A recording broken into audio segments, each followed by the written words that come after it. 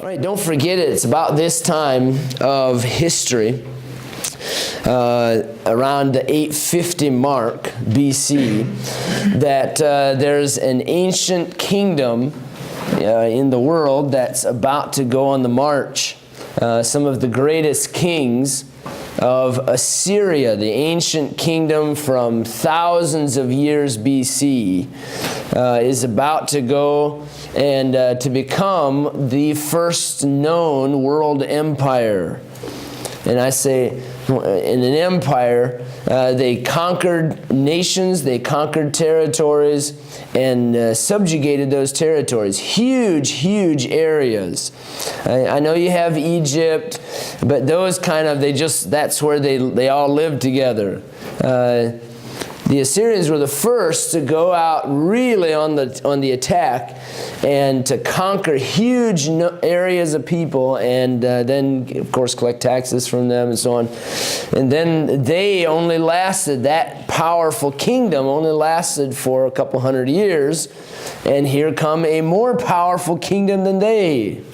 And then another more powerful kingdom than the Babylonians, the Medes and the Persians. So anyway, it's real interesting that you've got several huge world powers that right about this time, God is raising them up to punish, literally to punish His people because of their great sin. So I'm gonna stay away for today and Thursday. We're not going to deal as much with the Assyrians. We will deal with the Assyrians when we come to the Babylonians. That's where I fit it in at. And the Babylonians defeating the Assyrians. So I'll give you some more Assyrian history. We actually know a lot about the Assyrians. We've found, me personally, right? We, as in archaeologists and people in general, have found many, many, many libraries and just a wealth of information about this kingdom that existed over 2,500 years ago. And so that's, to me, very, very interesting. They had a lot of tablets. They were very, very advanced in things. I've read that if they saw our modern system of the financial markets and so on in America, they would almost immediately recognize it. Okay, they knew how to invest in money and have all of these different money markets and so on. They would recognize it. So to me, that's really interesting. You know, we've advanced in a lot of things, but when it comes to the principles and foundational principles of civilization, we still have the same principles. Okay, so I think I gave you, I know I gave you Ahaziah, the son of Ahab, and then I gave you Jehoram, another son of Ahab who takes over, and it's mostly in his reign. The reign of Jehoram, he reigns for 12 years. It's mostly in his reign that Elisha does his great works. And so, remember we mentioned this the other day, that it's in the middle of the worst kings that the greatest prophets spoke and prophesied. So during the reign of Ahab and Ahaziah, you have Elijah. During the reign of Ahaziah and Jehoram, you have Elisha. So God's prophets aren't supposed to be quiet in a time of persecution, in a time of wickedness and debauchery. It's a time when we should go on the attack. Sound familiar from last night's message? It's not a time to back down. It's a time to go for it. That's a great thought. When you're being attacked by the devil, plan a counterattack. And so God has His great people here preaching during this wicked time. Okay, so let's look at the works and the acts of the prophet Elisha. I'm going to give you 9 things. I don't think I gave you any of these, right? We stopped right here. And so first we're going to see the defeat of the Moabites. We're in 2 Kings chapter 3. 2 Kings chapter 3. We're going to see the defeat of the Moabites. Here, Jehoram, who is also called Joram in some places, Jehoram persuades Jehoshaphat to help him. I don't know what it is with Jehoshaphat. He just loves helping the family of Ahab go on fruitless attacks. Just be content. But anyway, so they seek help from the prophet Elisha. Once they run out of water, they go down into the area south of the Dead Sea to attack into Moab, and they run out of water. This isn't the first time that an army has run out of water. The Persians are real famous for that. They had several instances where they invaded into Egypt, and they got lured further and further south, and all of a sudden here's about 1 million soldiers supposedly out of water, and over half of them died of starvation and so on. Real foolish things. But anyway, so they run out of water, and Elisha tells them, dig ditches. Dig ditches. You know the story. The next morning, they get up, and they're filled with water. Now, what had happened? Most likely, up on the highlands, there was rain, and it filled those canyons coming down into the valley, and they filled up with water. And when the Moabites looked on from above, they looked down at the valley below, and they saw a glow of the sun or something. The valley looked red. The water looked red, and they said, oh my goodness, they all killed each other. Look at all that blood down there.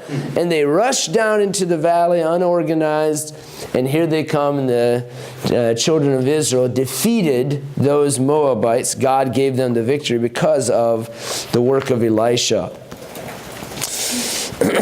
Yes, let's move on. Secondly, another great miracle is when the poor widow of one of Elisha's prophets loses or is about to lose her sons because of debt. So the poor widow of a prophet. We're going to see this in chapter 4, verse 1. Now there cried a certain woman of the wives of the sons of the prophets unto Elisha, saying, Thy servant my husband is dead, and thou knowest that thy servant did fear the Lord. And the creditor is come to take unto him my 2 sons to be bondmen. Elisha said to her, What shall I do for thee? Tell me, what hast thou in the house? She said, Thine handmaid hath not anything in the house, save a pot of oil. What do you have? Listen, God can use what you have. Anything that you have. What do you have? Give it to God, and He can use it. And so this woman is told to go borrow a bunch of pots, and take that one pot of oil and start dumping it, one to the next to the next. I don't know where Elisha got this idea of a pot being refilled over and over and over again. Right? He probably heard that story from Elijah and the woman at Zarephath. But anyway, so she does this. She obeys the word of the Lord. And verse number 6, came to pass when the vessels are full that she said to her son, Bring me yet a vessel. And he said, I don't have any more. There's not a vessel more. And the oil stayed. Then she came and told the man of God. He said, Go sell the oil, pay thy debt, and live thou and thy children of the rest. Now, a lot of interesting things. I always like to look at the background of the story. You see the creditors. People who were owed money can literally take their debtors' children. Okay? Take their children and force them to work for them to pay off the debt. You see a lot of things if you take in my Bible geography class. Cultural clues jump out here. All kinds of things. The oil was very common, evidently. But the only thing she had was oil. Well, you can't eat oil unless you eat it with something.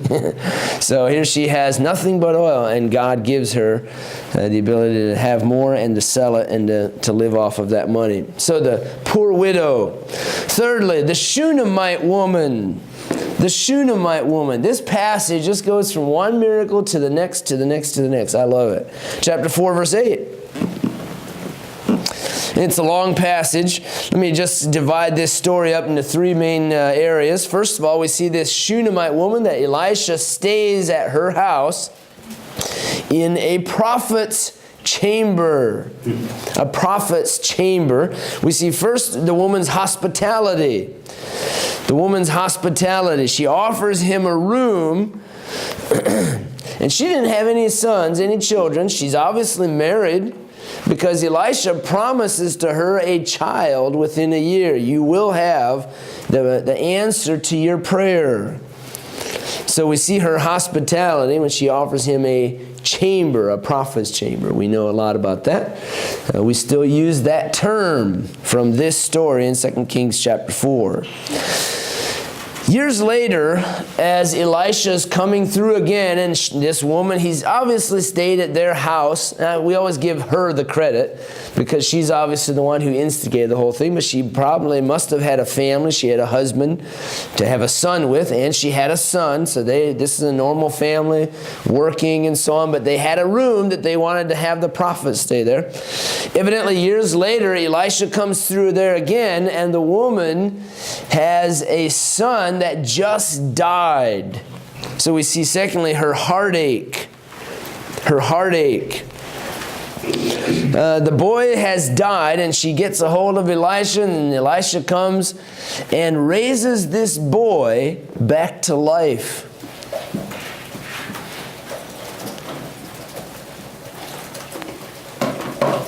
First time? I'm pretty sure it should be the first time that someone's been raised back from the dead. So her heartache. And then third, of course, her happiness. Elisha restores the boy back to his mother. So this Shunammite woman, Bible says, verse number 8, it fell on a day that Elisha passed to Shunem, where was a great woman. Okay. All the ladies are sitting there quiet, and all the guys are amening and shouting. A great woman. Now, surely you're not foolish enough to believe that she was called great because of her size. Sorry? She had a lot of oil, so she would have fried everything. Yeah. Does she have oil? Oh, that's the other one. No. Nice try. Twisting scripture. Twisting scripture here. Ladies, you should be the ones amening here. This woman was obviously not great because of her size. She was great because she had faith. Okay? Some of the people in the Bible who had the greatest faith were women. Okay? This woman, she wasn't looking to get a child out of the deal. She was wanting to be kind to the prophet. And the Bible says she was a great woman because of her faith. Okay? Who else? Think of some other ladies in the Bible who had unbelievable faith. For a child even. I think of Hannah, right? Great faith. Who else? Anybody else? I think I thought of a couple, but Ruth? Yes, Ruth. That God shall be my God. Yes. Elizabeth? Absolutely. Mm-hmm. I was thinking Mary. Mary is a young lady. That took some faith. Rahab, absolutely. So, lots of, what about the Syrophoenician woman? There we go. You can still see it. Syrophoenician woman? Is that story? Yeah. So, God uses a lot of women who had great faith. All right? Hence, they were great women. All right. I've always laughed at that. I'm thinking, it's funny, as a little kid, I still have this picture. From the time I was a little kid, I just picture this big, huge, towering woman, and that is not the case. Just towered over Elisha. Okay, so the Shunammite woman, also known as the great woman. Number 4, the food for the prophets. God provided through Elisha food for the prophets. This story is often called the poison in the pot. Okay, the school of the prophets that Elisha was involved with And this is an interesting study on this school of the prophets, that God had Elisha working with a bunch of young men, evidently, and established a place where they could come, they could work and provide for their food and their needs, and then also be trained.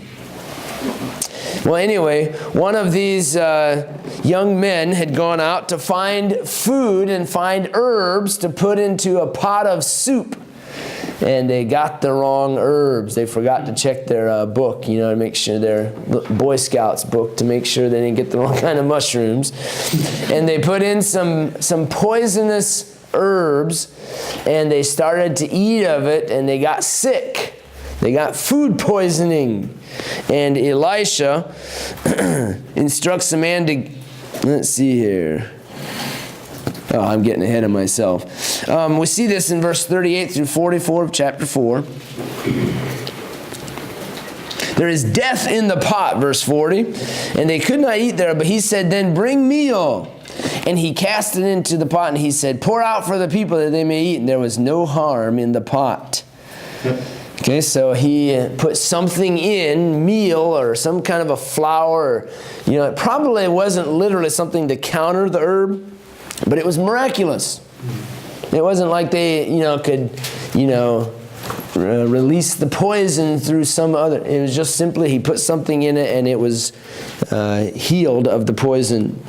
Number 5. Great story here. Naaman's leprosy. Naaman's leprosy, the cleansing of the leprosy. This is found in chapter 5. Now Naaman, captain of the host of the king of Syria, was a great man. See there, he's a great man too. With his master and honorable, because by him the Lord had given deliverance unto Syria. He was also a mighty man in valor, but he was a leper. And you know that there was a young maid in Naaman's house. When had the Syrians gotten victory over the Israelites to conquer or to take captive a young girl from Israel?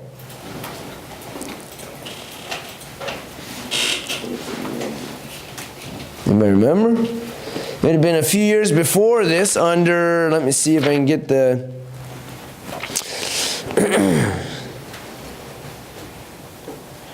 Okay.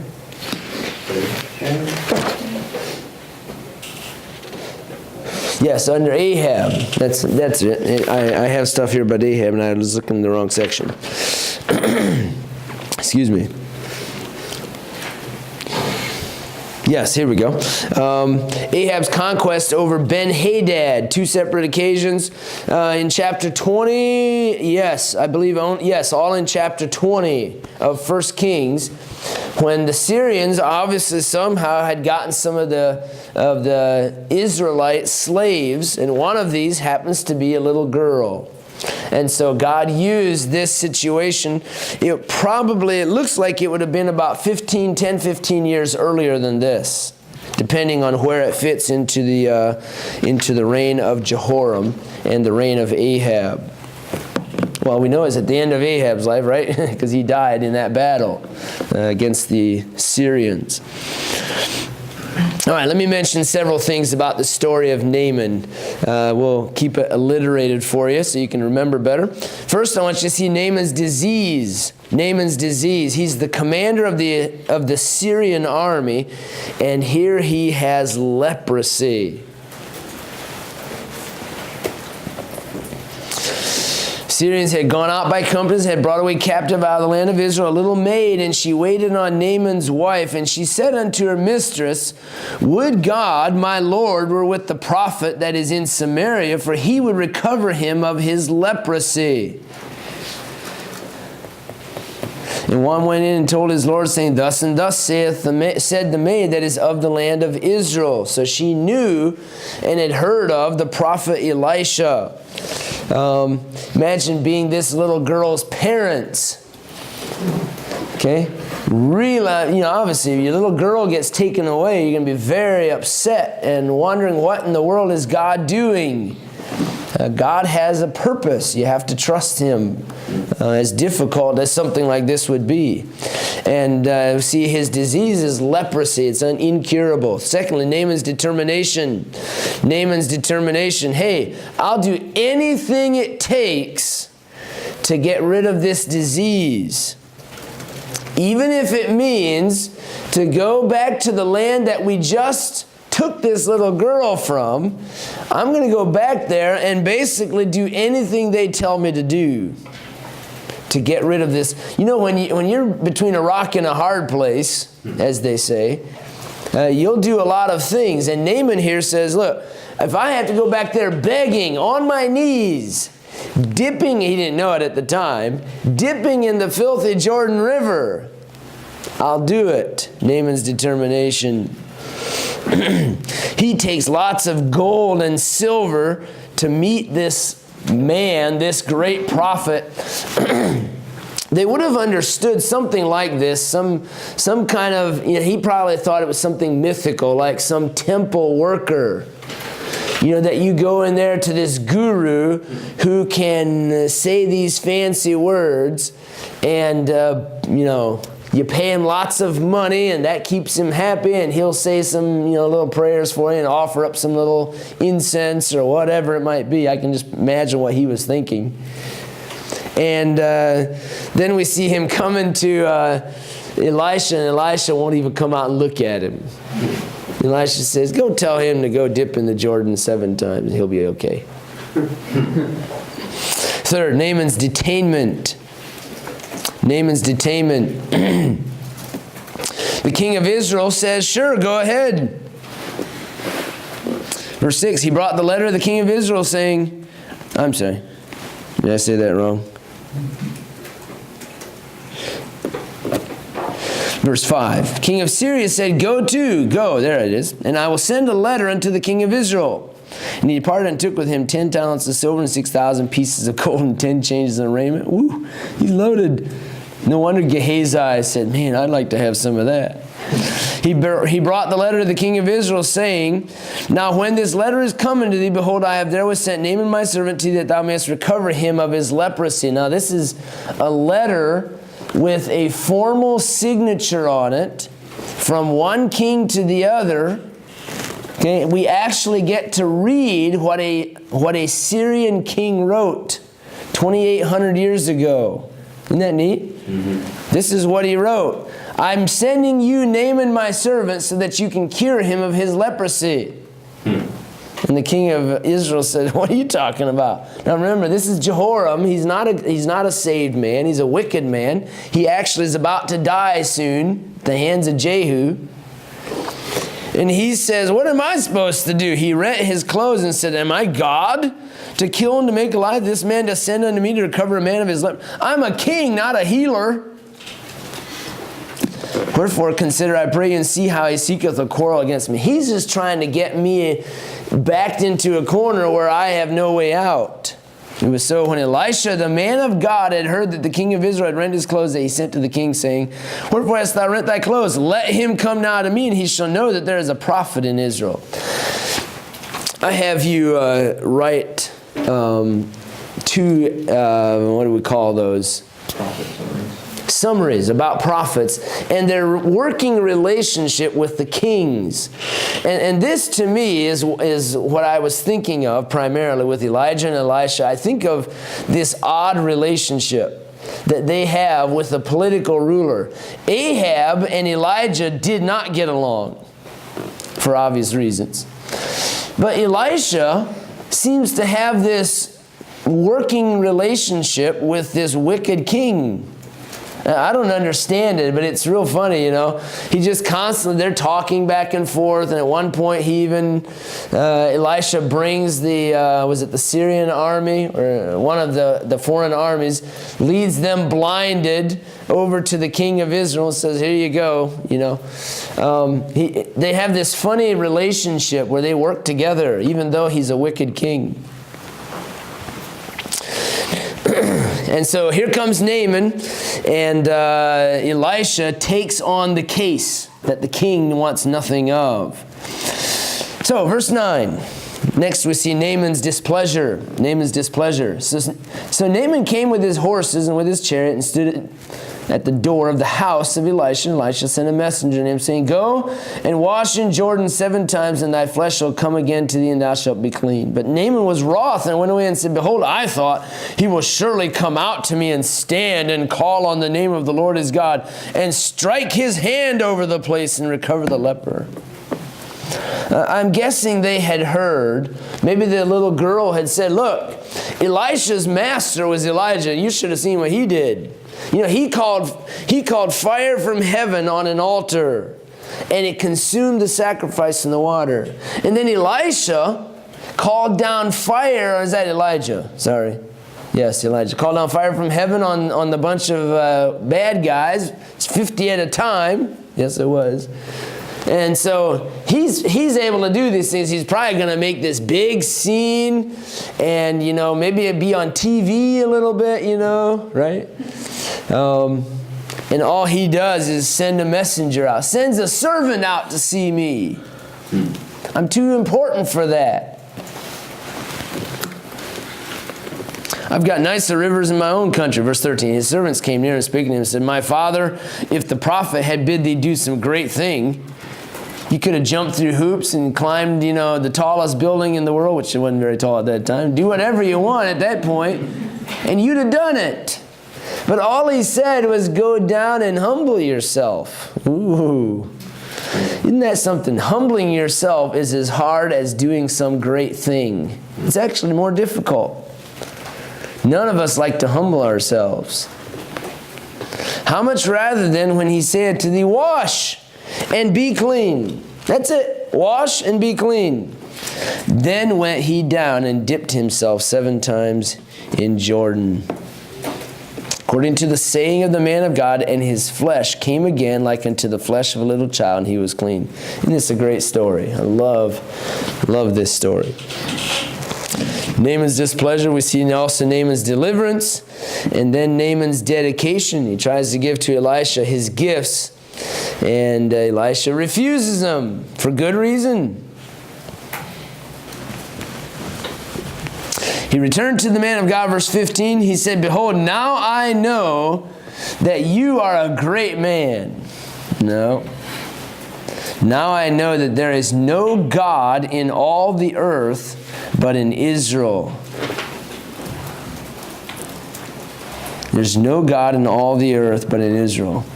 Now, that sounds like a saved man to me. He believed. It sounds like to me he believed. All right, I want to give you something. Nope, I'm not taking it. So here comes Gehazi and decides to take the gifts. And, of course, he gets Naaman's leprosy as a result. All right, any questions on Naaman or comments? Let's move on then to the next miracle of Elisha, the borrowed axe, chapter 6. The borrowed axe. One of the sons of the prophets borrowed a computer from his roommate. And while he had it, it died on him. No. But it's the equivalent. He borrowed something from a roommate and it broke down. All right? You know, what do you say when a computer goes down? Crash. It crashed. There you go. His computer crashed. And so he just didn't tell his friend. He put it back in his roommate or in his room and just acted like it was been sitting there the whole time. Right? Oh wait, that's what you all do. My bad. So he lost this axe head off of the axe. It's real simple to do if you've ever worked with an axe at all.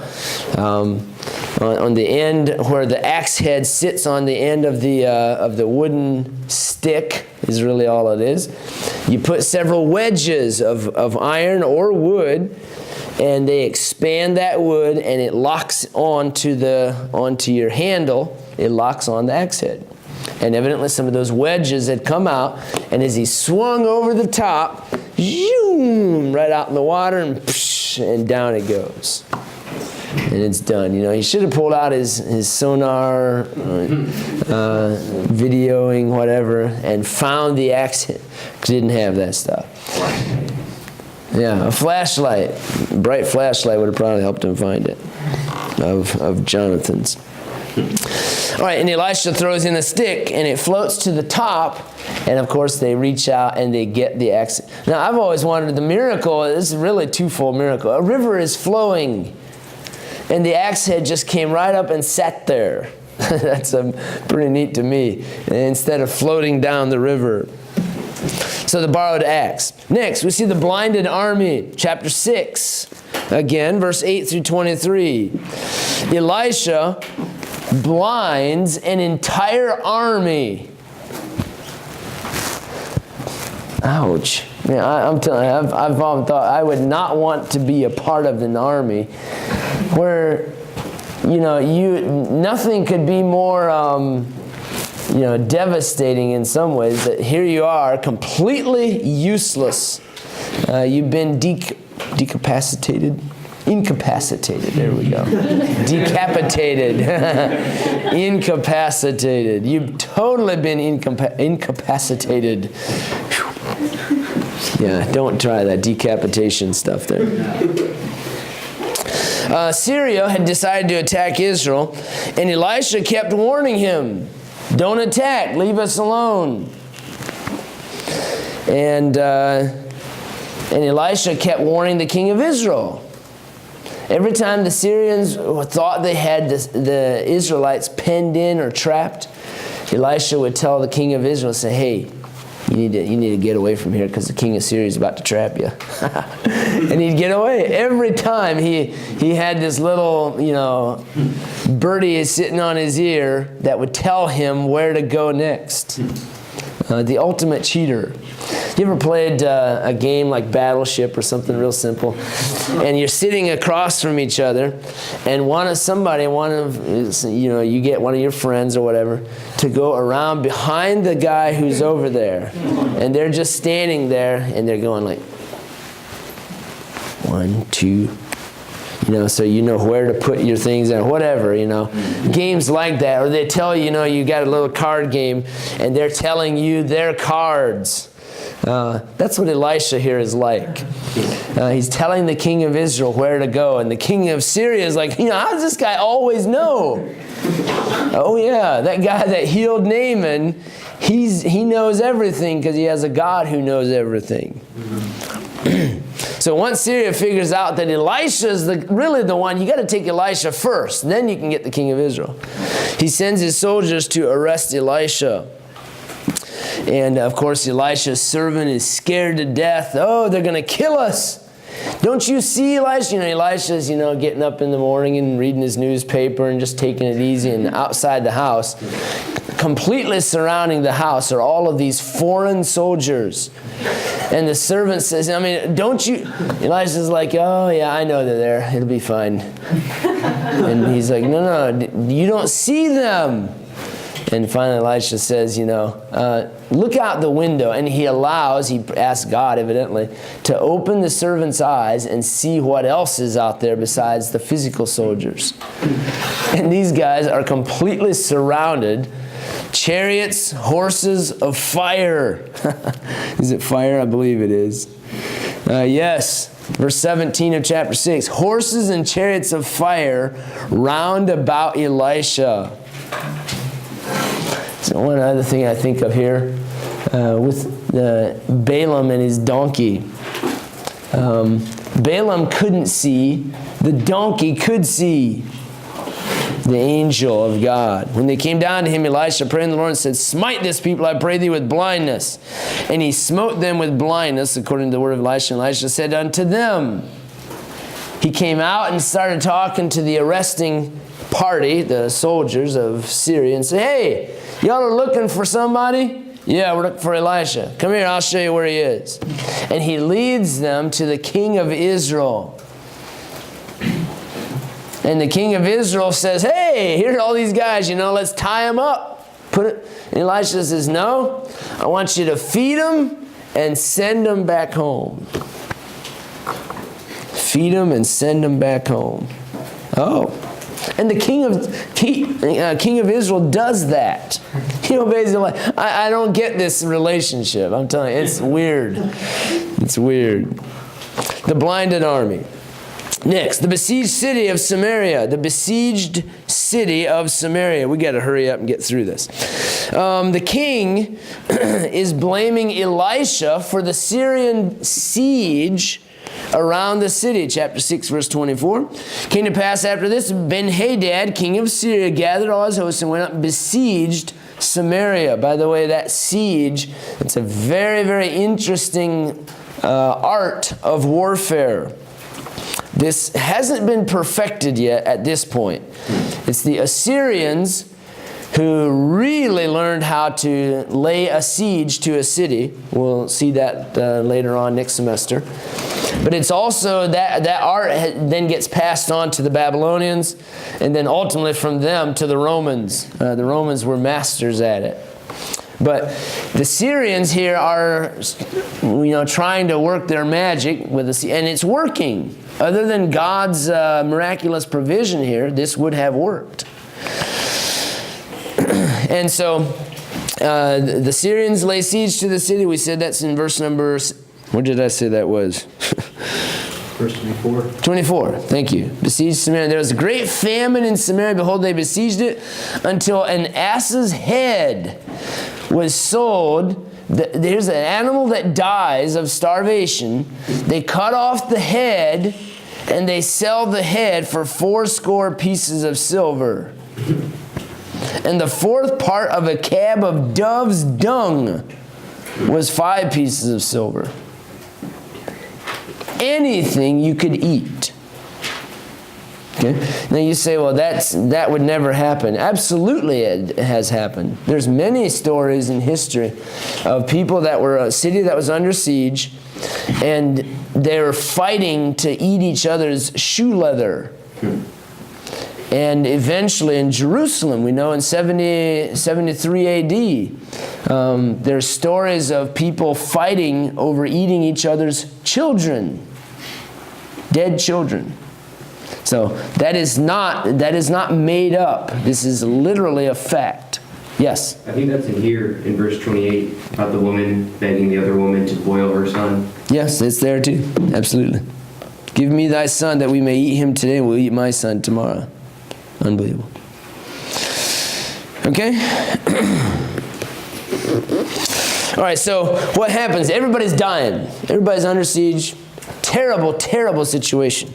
Then chapter 7, verse 1. Elisha said, Hear ye the word of the Lord. Thus saith the Lord, Tomorrow about this time shall a measure of fine flour be sold for a shekel. What were they selling for a shekel earlier? Well, it doesn't tell us. There's pieces of silver and 5 pieces of silver, so on. But for 1 shekel, that's not much. That's like, here's this fine, very, very good flour. It's tomorrow going to be sold for 1 little shekel. Whereas these other things you were buying, I don't want to restate it because it's too gross. They were selling it for 5 pieces of silver. And the keeper of the gate says, no, you're ridiculous. That's not going to happen. That's impossible. And Elisha says, well, you doorkeeper, gatekeeper, you're going to see it, but you're not going to participate in it. Well, we know the story.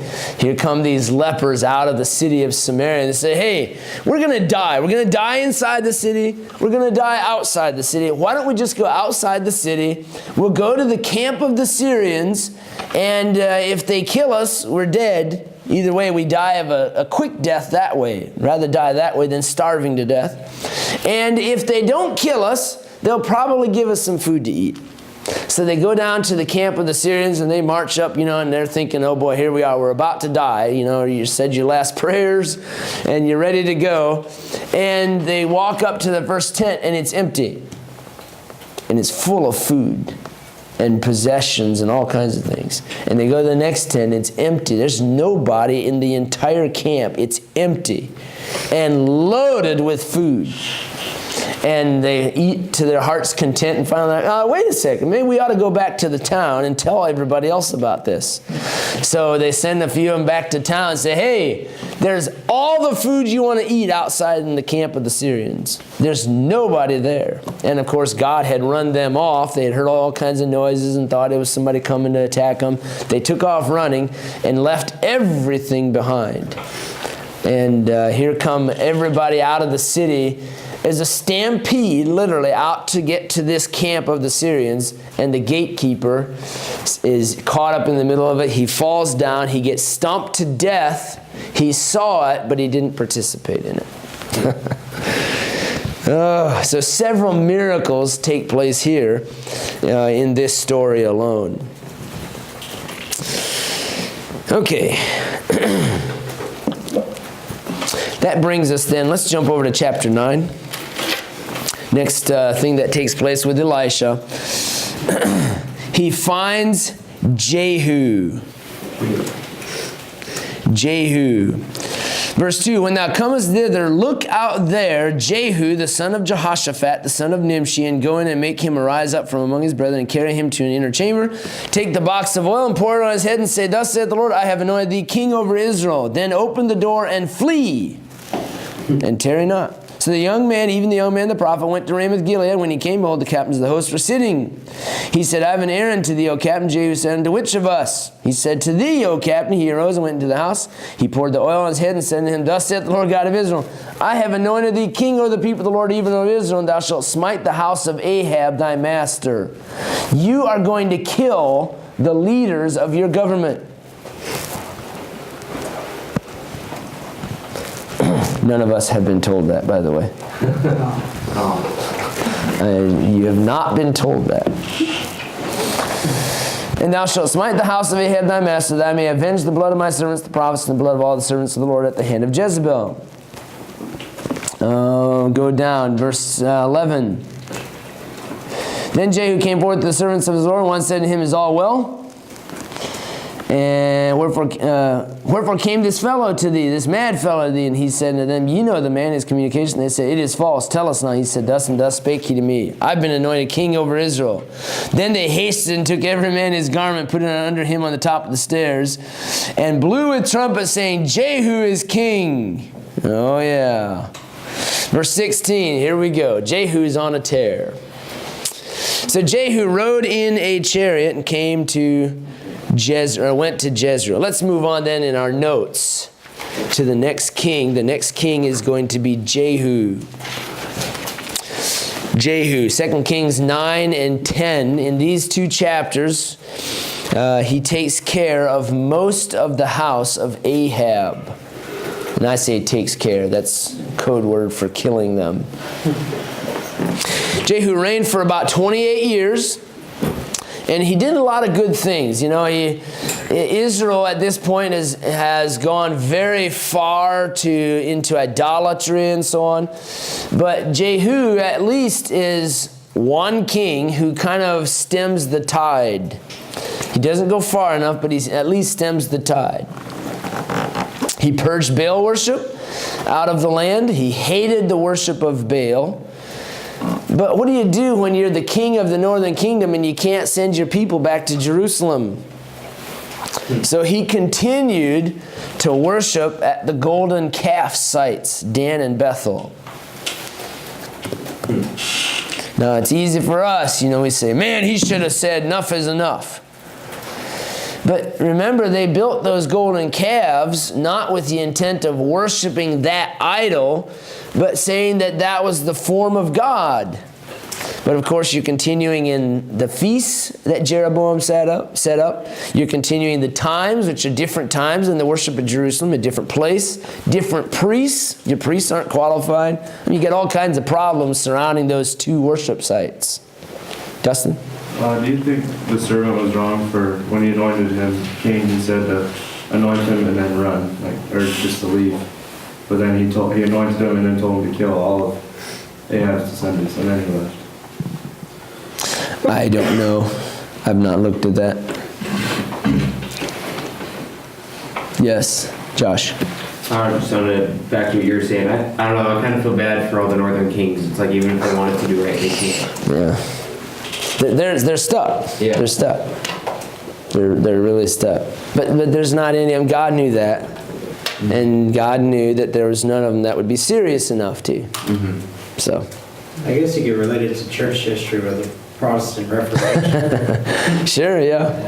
They wanted to clean things up, but they're I don't know if they were really stuck. They just... Yeah, the tradition. Yeah, they have so many things just still holding them down and holding them back. All right, let me mention to you 7 people or groups of people that Jehu puts to death, takes care of. And then some other things that he does, or one other thing that he does. So let's see primarily that he was responsible. God gave him the purpose of wiping out a wicked, wicked family in Ahab. Okay, the first thing he does is he kills Jehoram of Israel. Jehoram is the king, by the way. Now, remember, Jehoram has worked with Elisha a lot. What's the point? Jehoram has had opportunities to serve the Lord. Jehoram he knows better, right? Jehoram knows that he's supposed to obey the Lord. He's seen the miracles. What if you saw miracles like Elisha had done? You would think that you'd remember that all your life and say, man, I better serve this all-powerful God. And Jehoram does not. So he's put to death by Jehu. Verse 16 of chapter 9. So Jehu rode in a chariot and went to Jezreel. We see Jehu several times riding in a chariot, by the way. I like it. He's riding furiously. For Joram lay there. Joram there is Jehoram. Jehoram is, in verse 15, he's laying in bed in Jezreel because he'd been wounded in the battle against the Syrians. So there's Jehoram. His brother-in-law, Ahaziah. Ahaziah is the king in the south. Now, we haven't talked about this much yet, but the king of the south, well, Jehoshaphat, his sons, had married into the family of Ahab. Now, how'd you like that for in-laws? Bad move. And so, anyway, here's Ahaziah, king of Judah, said, hey, I'm going to go up and visit my extended family. And when he gets there, here shows up, while he's there, Jehu shows up. And God had given Jehu the responsibility of wiping out the family of Ahab. And Ahaziah is in the wrong place at the wrong time. Jehoram is going to be put to death here. He's the king of Israel. Also, Ahaziah of Judah gets put to death. He's extended family of Ahab, and he's in the wrong place at the wrong time. He gets put to death. And I'm just throwing these out there because I don't really have time to look at each one of these.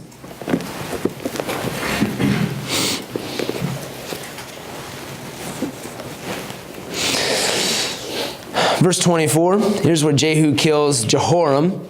The arrow went out. Well, he drew a bow with his full strength and smote Jehoram between his arms, and the arrow went out at his heart, and he sunk down in his chariot. Any bow hunters in here? You gotta be some. You are. If you ever read about or do it yourself, you know that a bow and an arrow can do some serious damage. They don't just, when you shoot an arrow at a tree, which you're not supposed to do, but if you shoot an arrow at a tree, it just, then shakes around. That's not what it does when it goes into a person or in an animal. It goes through the animal, or it can at least if it's shot hard enough. And it says here, he drew it with his full strength. So we don't know how many pound bow he had, but it would have gone through. It went through him. Ahaziah then, he's fleeing by the way of the garden house. Verse 27, Jehu followed after him and said, smite him also in the chariot. And they did so. His servants carried him in a chariot to Jerusalem from Jezreel, about 40 to 50 miles, and buried him in his sepulchre with his fathers in the city of David. Wrong place, wrong time. Next then is Jezebel. Yes, I'm listing out to you people that Jehu killed. Verse 30. When Jehu was come to Jezreel, Jezebel heard of it. Oh, he killed my son. He killed my son-in-law. I think I know who he's coming for next. And she painted her face and tired her head and looked out at a window. And as Jehu entered in at the gate, she said, had Zimri peace who slew his master? Who's Zimri? Omri's son. Not his son. No, not his father either. Omri and Zimri were fellow commanders in the army under the previous king. Zimri killed the previous king, and then Omri killed Zimri 7 days later. But Zimri was a man who overthrew the previous government and assassinated his master. Okay, in a sense, Omri didn't assassinate the master. He assassinated an assassin. You understand what I'm saying? So Zimri's the bad guy, not Omri. And of course, Jezebel's father-in-law is Omri. So she points out Zimri. Everybody understand that? I'm throwing lots of names out at you. But anyway, so she says, had Zimri peace who slew his master? Is it really profitable to you to go assassinate the king? And he lifted up his face to the window. He didn't even answer her question. Who is on my side? Who? And there looked out to him 2 or 3 eunuchs, servants. And he said, throw her down. So they threw her down. That's it. He didn't say, he didn't reason with her. He basically is saying to her, he never says, right? No, he never says one word to her. He basically said by not saying, I'm not talking to you.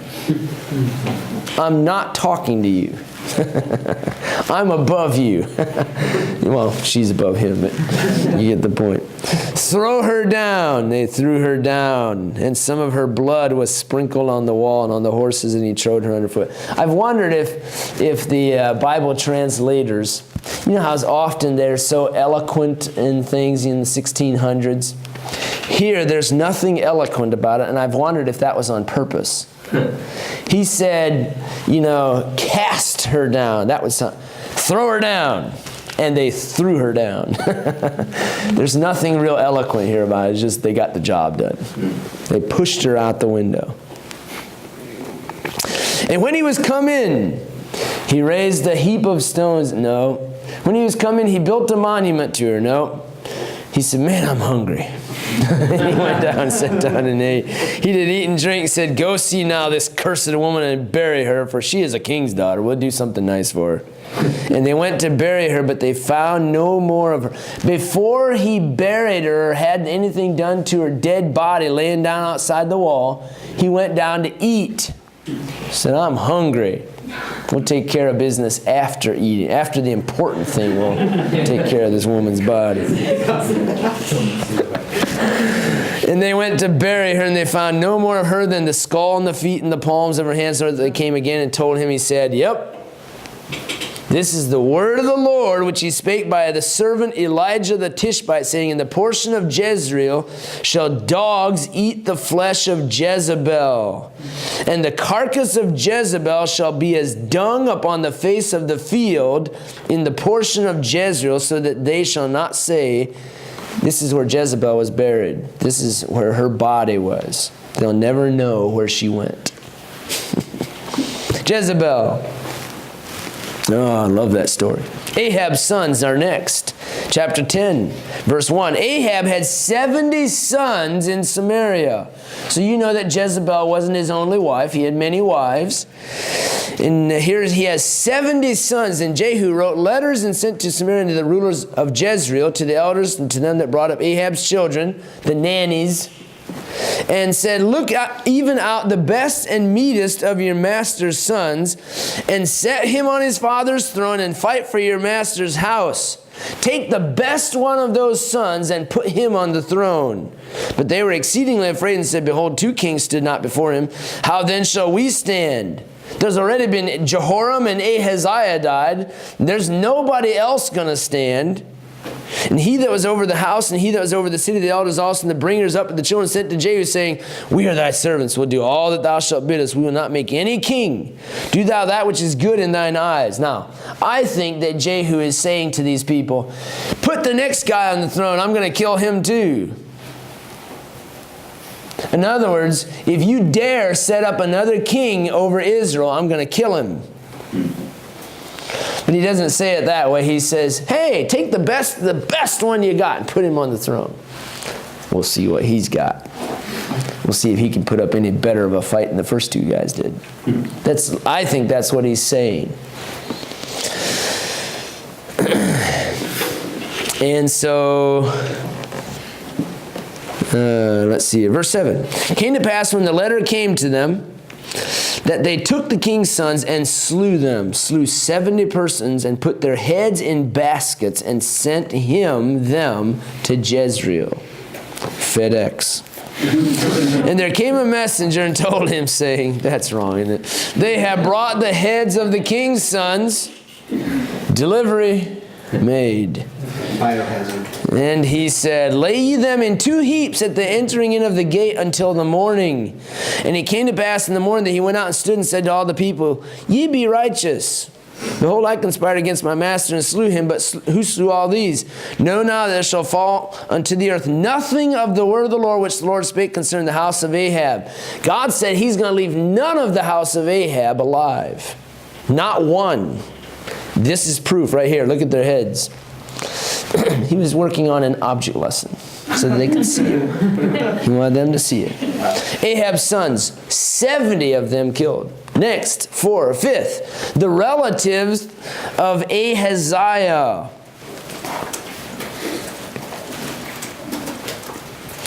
Here comes Ahaziah of Judah.